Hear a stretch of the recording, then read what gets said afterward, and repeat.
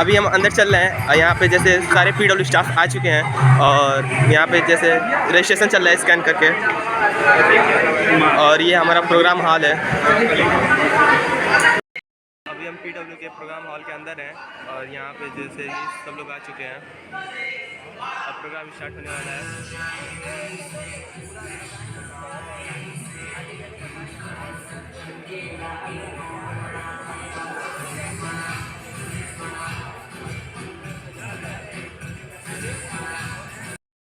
जवाब देना है जो ये कहते हैं कि तुमसे समय है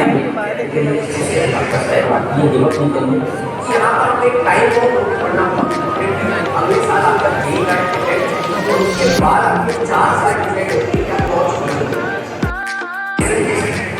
यहाँ पर तो आपको अपना कोई एक्स्ट्रा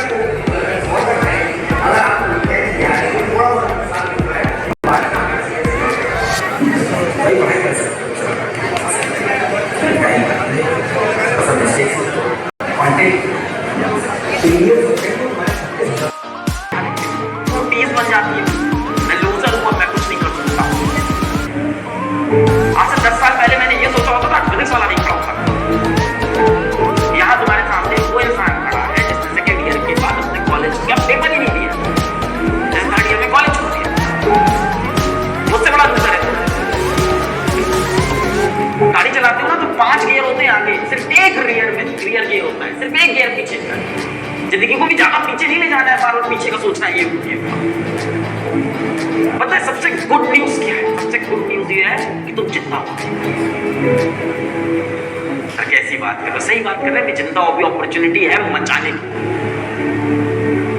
कितने लोगों को तो ये प्रूव करने का मौका ही नहीं मिलता लाइफ में, दूसरी बार की वोट के खड़े हो सकते हैं। तुम्हारे पास वो मौका है। यहाँ से 13 घंटे पर डे की पढ़ाई स्टार्ट करो, 13 आवर्स पर डे। मुझे पता है ये सब बातें करने से थोड़ा सा टाइम वेस्ट होता है क्लास का, बट मुझे यार ये जो हम पढ़ा है ना, इससे ज्यादा सिलेक्शन के इंपॉर्टेंट ये बातें जो 13 घंटे तुम्हारा टारगेट होता है, 13 आवर्स तुम्हारा टारगेट होता है। अब अगर हमें कोई बोलता है कि आपकी पढ़ाई कैसी चल रही है, तो हम उसको ऊपर वाले मन से ये बोल देते हैं कि अच्छी चल रही है, जबकि डीप इनसाइड वी नो कि सर पढ़ाई होती क्या है हमें तो ये भी नहीं पता। कम से कम स्कूल जाते थे तब ये तो पता था कि हाँ भाई चैप्टर के नाम ये है। चलो समझ में नहीं आया वो अलग बात है, चैप्टर के नाम तो पता होते थे, अब तो वो भी नहीं पता। या फिर ये लड़का भी बना है, लड़की भी तो दी है, वो भी खाली है, वो भी खाली है, दोनों ने कुछ नहीं किया। अब शादी कैसे करा था? फिर वही बात होगी ना, सारी सोचना पड़ेगा आपको। मेरा कहने का मतलब ये है बेटा कि आप पढ़ाई को मैनेज मत करो, आप लाइफ को मैनेज करो। डिफरेंस है। जब आप पढ़ाई को मैनेज करते हो तो आपकी लाइफ में बाकी चीजें ज्यादा इंपॉर्टेंट होती हैं, और उसके साथ में आप पढ़ाई को मैनेज कर रहे हो। इस तरह से पढ़ाई मैनेज, इसको कहते हैं मैनेज। कैसे हैं आप सारे लोग? A very good afternoon to all of you. मुझे ऐसा क्यों लग रहा है कि यहां पर बैठे हुए जितने बच्चे हैं, क्या सारे लोग अपने बाल डाई करा के बैठे हुए हैं या विग लगा के बैठे हुए हैं? क्योंकि मुझे ऐसा लग नहीं रहा है कि मैं 17, 18, 20 ईयर के ओल्ड के बच्चों के साथ बातचीत कर रहा हूं।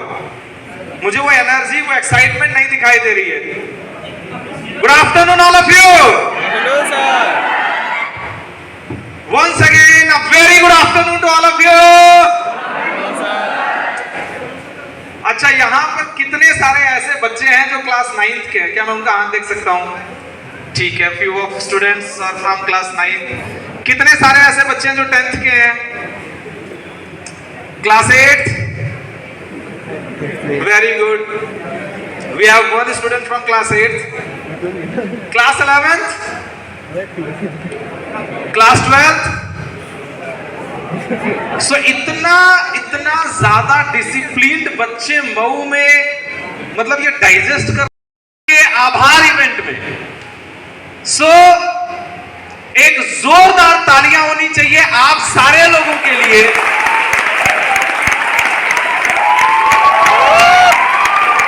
अब मुझे ऐसा लग रहा है कि आप लोग के अंदर थोड़ा बहुत एनर्जी आ रही है। जो बच्चे,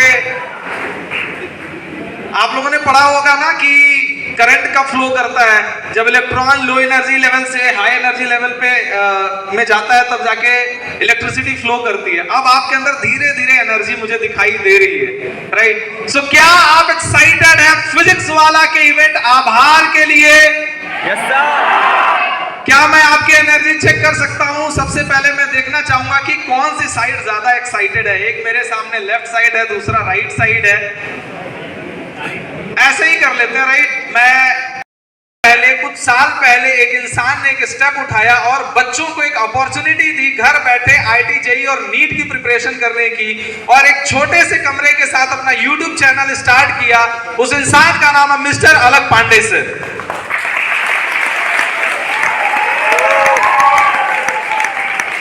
मतलब सर के लिए इतनी कम तालियां तो मैं एक्सपेक्ट नहीं कर रहा था।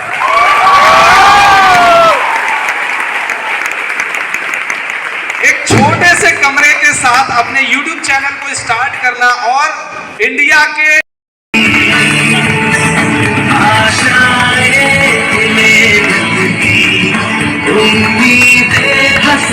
Thank you so much, please be seated, thank you so much. अब मैं चाहूंगा किसी भी इवेंट को स्टार्ट करने से पहले मैं एक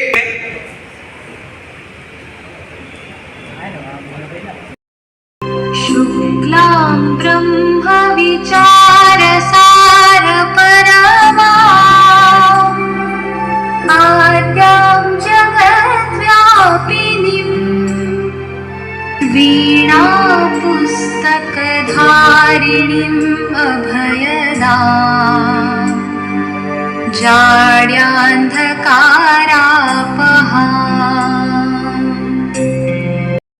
चलो अब तुमको पढ़ने जाना है, और धीरे धीरे एक आदत सी बन जाती है हमारी। धीरे धीरे पहले तो पेरेंट्स क्या करते हैं कि हमको ले जाके स्कूल तक छोड़ते हैं, बट कुछ दिनों के बाद एक ऐसी आदत बन जाती है कि हम अपने आप से ही उस स्कूल में चले जाते हैं। धीरे धीरे करते ये स्टेप बाय स्टेप हमारी क्लास आगे बढ़ती जाती है, और जैसे जैसे हम 6, 7, 8, 9, 10 में आते हैं तो हमारे जो पेरेंट्स होते हैं उनकी उम्मीदें आपसे कुछ ज़्यादा ही बढ़ने लगती हैं।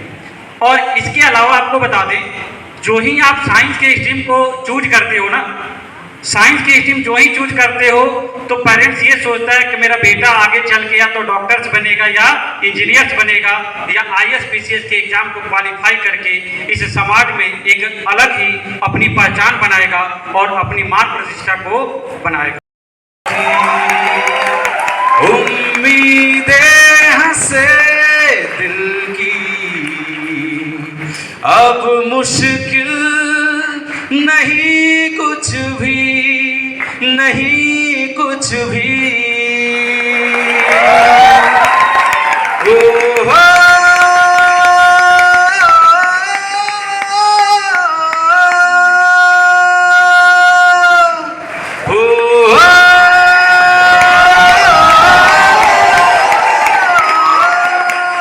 So with these lines, I would like to invite none other than one and only Mr. Abhishek sir in front of you. Please help me invite Mr. Abhishek sir in front of you.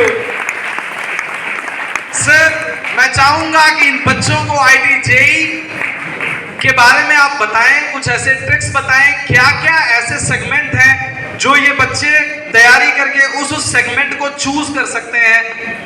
इन बच्चों को उस वे में एक guidance दें, मैं ऐसा चाहूंगा sir आपसे। Thank you so much. Thank you Prakash ji. Hello बच्चों, कैसे हो आप? सबसे पहले मैं यहाँ बैठे पेरेंट्स का है ना, अब थोड़ा सा मन में लड्डू फूटेगा आप लोगों के। जो हाईएस्ट पैकेज है वो है 2.5 करोड़ पर एनम। 2.5 करोड़ मतलब 20 lakhs पर मंथ जो हाईएस्ट पैकेज जाता है। IIT बॉम्बे का गया था। IIT बॉम्बे से 2 स्टूडेंटों को लेके गई थी एक MNC, और उनको 2.5 करोड़ रुपए का पैकेज मिला था। भाई अब आईटी की अगर हम बात करें तो आईटी के लिए कितने एग्जाम होते हैं? एक तो जेई मेंस फेस होता है और एक क्या होता है? एडवांस। जेई एडवांस होता है। जेई मेंस के 2 फेस होते हैं, एक जनवरी होता है और एक क्या होता है? अप्रैल। आप जो भी student next year JEE mains देना चाहते हैं वो मेंटली प्रिपेयर हो जाएं। जनवरी फर्स्ट वीक में ही होगा।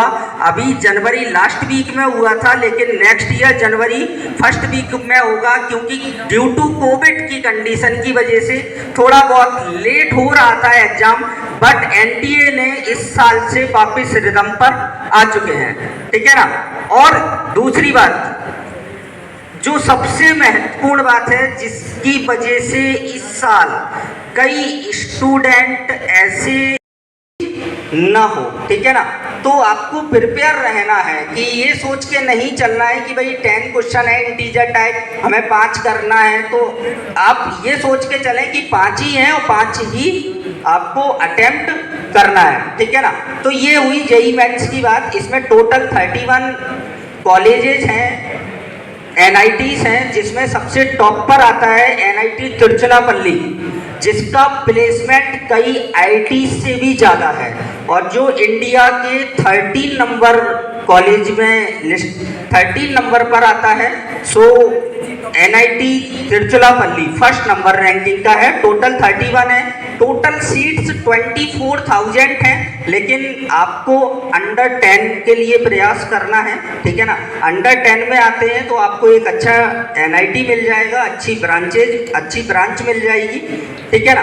देन जो जेई मेंस के से 2.5 लाख स्टूडेंट क्लियर करते हैं और जिनको जेई एडवांस देने का मौका मिलता है। जेई एडवांस के केवल और केवल 2 ही चांस हैं, एक 12th के साथ और एक 12th के जस्ट बाद। एक 12th के साथ और एक 12th के जस्ट बाद दे सकते हैं। 2 ही बार जेई एडवांस आप दे सकते हैं। जेई मेंस आप 6 टाइम्स दे सकते हैं, हर साल 2-2 फेज से, तो आप 3 साल तक जेई मेंस दे सकते हैं, ठीक है ना।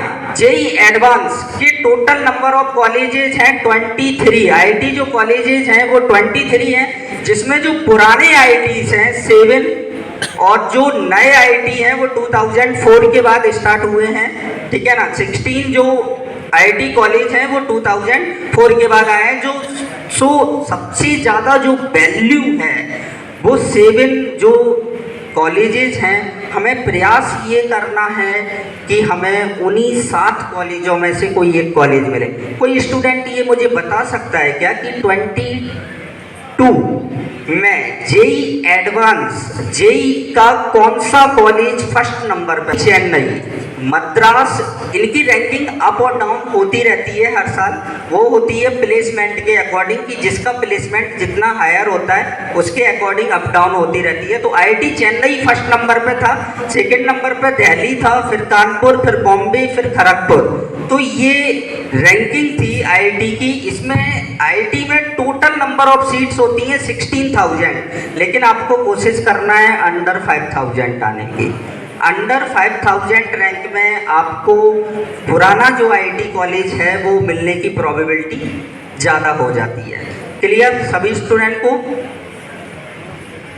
अब आती है बात सबसे जो बड़ी जो प्रॉब्लम्स स्टूडेंट की जो हम लोग देखते हैं, साथ जो आईटी देते हैं स्टूडेंट, उनके साथ जो प्रॉब्लम है सबसे बड़ी वो ये है कि बोर्ड को और आईटी को कैसे मैनेज करें। बोर्ड को और आईटी को कैसे मैनेज करें? तो ऐसा कुछ भी नहीं है। जो आईटी का जो सिलेबस है 11th-12th का, ठीक है ना, 11th और 12th का ही सिलेबस जेई में पूछा जाता है। और बोर्ड में भी जो आपका सिलेबस है वो भी कहीं ना कहीं किसमें है? आईटी में है, ठीक है ना। तो जब टीचर स्टार्ट करता है ना पढ़ाना, भाई बच्चे क्या है लापरवाही ज़्यादा करते हैं स्टार्टिंग में बहुत ज़्यादा करते हैं। जब वो स्टार्ट करते हैं बैच आईटी, जब आप किसी कोचिंग में जाते हैं पढ़ने के लिए तो फर्स्ट डे तो वो इतना सिंसियर नहीं रहते हैं। वो ये सोचते हैं कि भाई आज ठीक है यार, अभी तो टाइम काफ़ी है, कल कर लेंगे, परसों कर लेंगे। तो ऐसा नहीं करना है।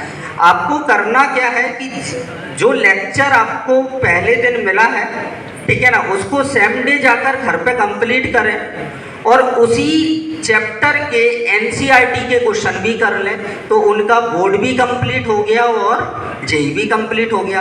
ऐसे धीरे धीरे कर करके आप 15 नवंबर लगभग एक्सपेक्टेड 12th की डेट होती है सिलेबस कंप्लीट करने की, तो 12th मतलब 15 नवंबर तक आपका बोर्ड भी कंप्लीट हो जाता है और जेई भी कंप्लीट हो जाता है। लेकिन स्टूडेंट क्या करते हैं, शुरू में तो वही एकदम जुनून होता है, आईआईटी बोले आईआईटी करेंगे, अरे क्या बोर्ड करना भाई, अरे क्या है बोर्ड में, अरे सब कर लें।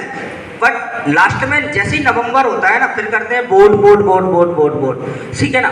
तो बोर्ड फिर क्या होता है, डिस्टेंस बन जाती है। आपने जो 6 महीने 7 महीने मेहनत की है ना मेंस के लिए, उससे जैसे जैसे डिस्टेंस बनती जाएगी, तो कहीं ना कहीं जब डिस्टेंस बनेगी तो आपकी नॉलेज क्या हो जाएगी, वीक होने लगती है, ठीक है ना।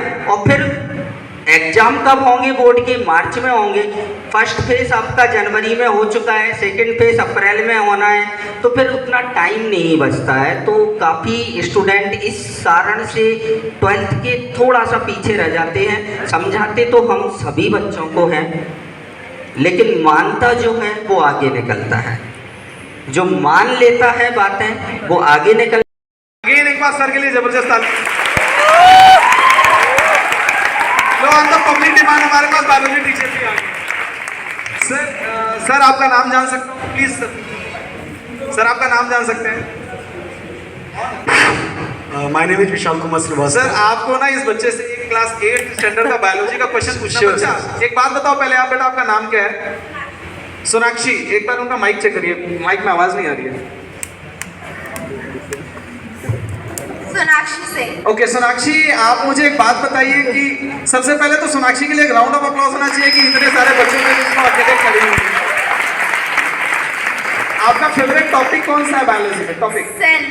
सर सेल से क्वेश्चन होना चाहिए। Sonakshi, cell is your favorite chapter. Yes. And I want to ask a basic question. Can you explain prokaryotic? Sir, in a prokaryotic cell, there is a 2 nucleus present in an organism. True nucleus, are you sure?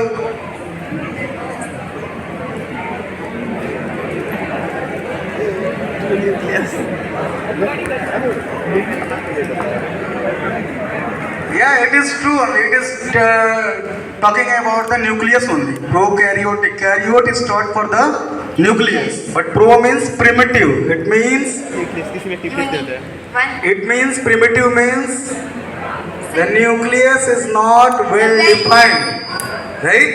Yes, sir. Very nice. Your effort is जबरदस्त very applause होना चाहिए बच्चे। outstanding. Sir इनका answer कितने हद तक सही था? She is right saying true nucleus. True nucleus is present in eukaryotic cell. Okay. Okay so thank you so much sir हमें ज्वाइन करने के लिए as a biology teacher. Actually, she needs a biology teacher, and everywhere teacher is present. Mrs. Palla is there. Actually, I am a very big fan of Palak Pandey sir. And big round of applause for sir.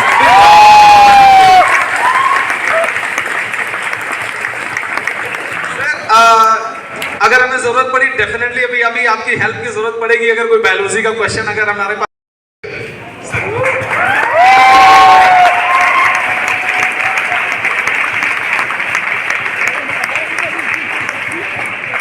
Great.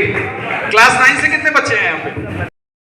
और हम चाहेंगे sir लोगों को facilitate करना अपने PW की तरफ से। We want to present a PW calendar, right? Calendar.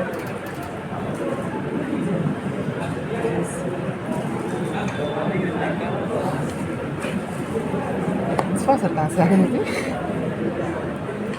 Das Wasser fein.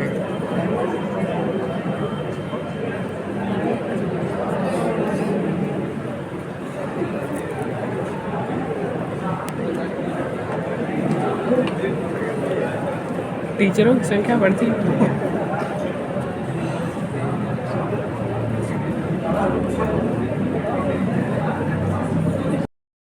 दो चीज़ों के अंदर लोग फर्क नहीं कर पाते हैं, and that is the difference between IQ and EQ।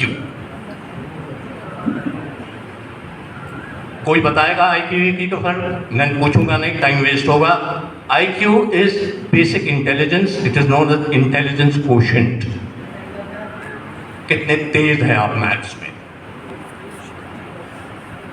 लेकिन कुछ लोग की EQ बहुत अच्छी होती है, इमोशनल कोशेंट। वो दूसरों को बड़ी अच्छी तरह से उनकी इमोशंस समझ जाते हैं।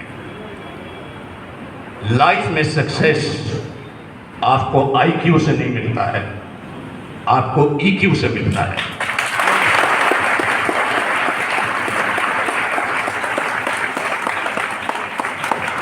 आज हम कहेंगे कि ना जहां दस्तक न दे, चौखट थी वो आंखें मेरी, यादों सी थी तादाद में, खामोशियां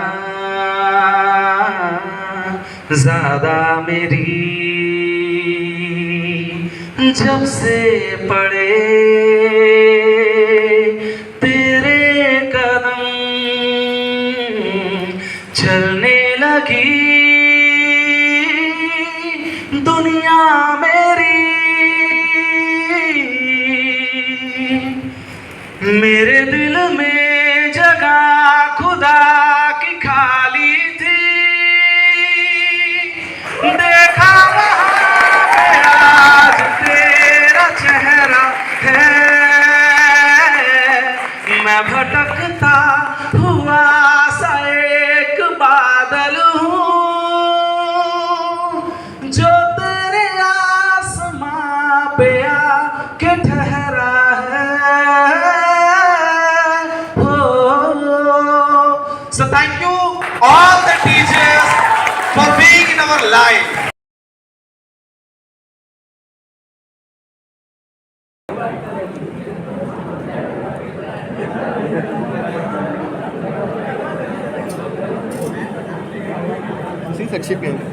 एक जबरदस्त अप्लॉज होना चाहिए हमारे सारे ही टीचर्स के।